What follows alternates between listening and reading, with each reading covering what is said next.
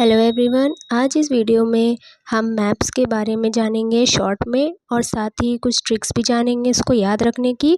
और फिर हम करेंगे पीवाईक्यूज़ जो आपके सीटेट में पूछे जा चुके हैं। तो चलिए बिना टाइम वेस्ट करे वीडियो को स्टार्ट करते हैं। सबसे पहले हम छोटा सा इंट्रोडक्शन पढ़ेंगे मैप के बारे में कि मैप्स होते क्या हैं। मैप हम कह सकते हैं कि रिप्रेजेंटेशन या ड्राइंग होती है अर्थ की सरफेस या किसी पार्ट की, जो ड्रॉ होती है एक फ्लैट सरफेस या पेपर पे अकॉर्डिंग टू अ स्केल, मतलब स्केल की हेल्प से। जब बहुत सारे मैप्स मिलते हैं तो उसे हम एटलास कहते हैं। मैप्स हमें प्रोवाइड करते हैं इंफॉर्मेशन, और ये ग्लोब से ज़्यादा हेल्पफुल होते हैं क्योंकि ग्लोब में इतनी इंफॉर्मेशन डिटेल में नहीं हम देख सकते जितनी हम मैप्स में देख सकते हैं।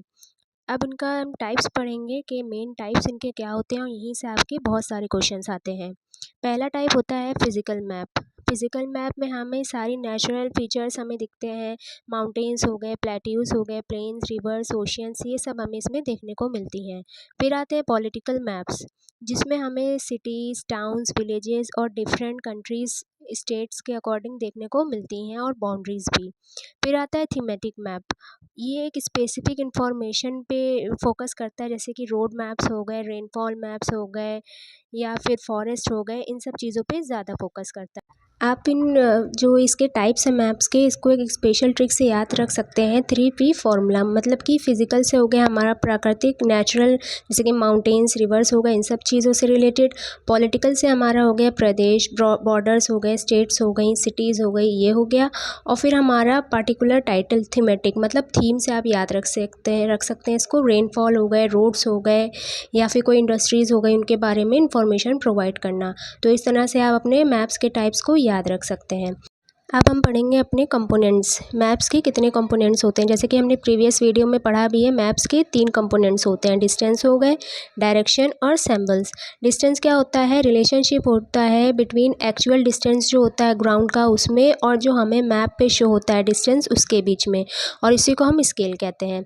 स्केल हमने पढ़ा है 2 तरह के होते हैं, स्मॉल स्केल मैप होते हैं और लार्ज स्केल मैप होते हैं। स्मॉल स्केल मैप्स वो मैप्स होते हैं जिसमें स्मॉल एरिया को हम कवर करते हैं, जैसे कॉन्टिनेंट्स, कंट्रीज़ हो गए, और उसमें लेस डिटेल दिखाते हैं।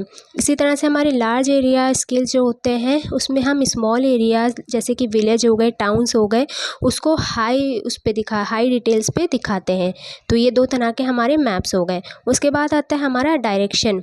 डायरेक्शन, जैसे कि हमें पता है हमारी 4 डायरेक्शन होती हैं, नॉर्थ, ईस्ट, साउथ, वेस्ट, और इन्हीं के बीच से हमारी कार्डिनल पॉइंट्स निकलते हैं, जैसे कि हो गए हमारे नॉर्थ ईस्ट हो गए, साउथ ईस्ट हो गए, साउथ वेस्ट और नॉर्थ वेस्ट हो गए। ये हमारी एडिशनल 4 कार्डिनल पॉइंट्स होते हैं जो मेन पॉइंट से निकली हुई होती हैं। ईस्ट, वेस्ट, साउथ सब बना हुआ है, और उसके बीच में रेड से कार्डिनल पॉइंट्स जो है हमारे north east, south west, north west, ये बने हुए हैं। थर्ड आता है हमारा सिंबल्स। इसमें क्या होता है हमारा कि universal agreed sign called conventional symbols are use to show real features, मतलब कि कुछ साइंस इसमें हम दिखा देते हैं जिससे कि मैप पे हमें चीज़ों को ढूंढना आसान हो जाता है। और यहाँ से आपके काफ़ी क्वेश्चंस आते हैं क्योंकि कलर्स पूछ ले जाते हैं कि किस चीज़ का कलर कौन सा होता है, तो वो भी आपको ध्यान रखना है। जैसे कि वाटर बॉडीज़ ब्लू से होती हैं, माउंटेन्स हमारे ब्राउन से होते हैं, प्लेट्यूज़ येलो से, और प्लेन्स ग्रीन से। ये कुछ हमारे कलर्स होते हैं जो हमें पेपर में याद रखना होंगे हर चीज़ के। इन्हीं को हम कहते हैं सिंबल्स। अब चलते हैं अपने सीटेट के पीवाईक्यूज़ पे, जो पहले आपके एग्ज़ाम में आ चुके हैं, और आप इनसे अपनी प्रिपरेशन भी अच्छी कर सकेंगे। सबसे पहला इसमें हमसे क्वेश्चंस पूछा है कि कौन सा मैप्स है जो हमें डिटेल इन्फॉर्मेशन प्रोवाइड करता है, small scale map, large scale map, thematic maps या पॉलिटिकल मैप्स। आप इसका आंसर कमेंट बॉक्स में भी लिख सकते हैं और अपनी तैयारी की इन्फॉर्मेशन ले सकते हैं। इसका सही आंसर हो जाएगा लार्ज स्केल मैप। अभी हमने पीछे पढ़ा है लार्ज स्केल मैप जो होते हैं वो हमें स्मॉल ग्राफिक्स में लार्ज, मतलब एक्सट्रीम डिटेल्स को प्रोवाइड करते हैं, जिससे कि हमारा टाइम भी कम जाता है और हमें एक जगहों की एक्सट्रीम जो डिटेल्स होती है वो भी मिल जाती है। सेकंड, इसमें हमसे मैच द फॉलोइंग पूछा है, जैसे कि इसमें हमें कलर्स दिए हैं जो हमने अभी पहले ही पढ़े हैं। ब्लू हमारे माउंटेन्स होते हैं, ब्राउन वाटर बॉडीज़ होती है, येलो प्लेट्यूज, ग्रीन प्लेन्स। तो हमने अभी पढ़ा है, जो शुरू के 2 हैं वो तो बिल्कुल ही गलत हैं, आप इसको एलिमिनेशन मेथड से भी कर सकते हैं। इस तरह से आप एलिमिनेट करके अपना आंसर निकाल सकते हैं। तो शुरू के 1 और फर्स्ट और सेकंड तो बिल्कुल ही गलत है। येलो हमारे प्लेट्यूज होते हैं और ग्रीन हमारे प्लेन्स होते हैं। तो हमारा आंसर सी सही हो जाएगा, थर्ड एंड फोर्थ। चलते हैं अब नेक्स्ट क्वेश्चन की तरफ। इसमें पूछा है, जो थीमेटिक मैप्स होते हैं जब हम उन्हें बनाते हैं तो हमारे प्राइमरी फोकस क्या होना चाहिए। तो इसका सही आंसर हो जाएगा B, specific distribution like rainfall, forest और इंडस्ट्रीज़। थीमेटिक मैप्स में हमें ये याद रखना रहता है कि इसमें एक स्पेसिफिक थीम के ही बारे में बात होती है। नेक्स्ट क्वेश्चन है हमारा, a map that shows the distribution of forest and industries is classified. जो मैप हमें फॉरेस्ट इंडस्ट्रीज़ के बारे में बताते हैं उनको हम किस कैटेगरी में रखेंगे। तो इसका भी आंसर हो जाएगा सी, थीमेटिक मैप, मतलब कि किसी एक क्लासिफाइड कैटेगरी के बारे में बात करना। इसका भी आंसर सी हो जाएगा। नेक्स्ट हमारा क्वेश्चन है प्लान के बारे में, कि मैप की टर्मिनोलॉजी में प्लान जो होता है हमारा उसको क्या कहते हैं। तो इसका सही आंसर हमारा हो जाएगा C, a drawing of a small area on a very large scale.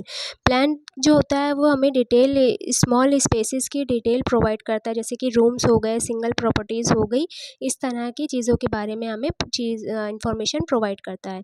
Next हमारा क्वेश्चन है, which element is not a fundamental components of a standard map. Not वाले क्वेश्चंस आपको बहुत ही ध्यान से करने होंगे, क्योंकि नॉट को हम निगलेक्ट कर देते हैं और अपने गलत आंसर को टिक कर देते हैं। तो इसलिए नॉट वाले आंसर आपको बहुत ध्यान से करना होंगे। इसका सही आंसर अभी हमने शुरू में ही पढ़ा है कि मैप के 3 कंपोनेंट्स होते हैं, डिस्टेंस, डायरेक्शन, सैम्पल। तो ये जो इसका डी आंसर है, ग्लोबल गाइड पैटर्न, ये हमारा गलत ऑप्शन हो जाएगा, D is the wrong answer. अब देखते हैं हम अपना लास्ट क्वेश्चन। इसमें पूछा गया है कि अगर आप एक रफली स्केच मैप बना रहे हैं अपने फ्रेंड को रास्ता दिखाने के लिए घर से स्कूल तक का, तो उसमें क्या मिसिंग हो सकता है। Direction, standard scale, value reference pointers या लेबल्स। तो अभी हमने पढ़ा है स्टैंडर्ड स्केल।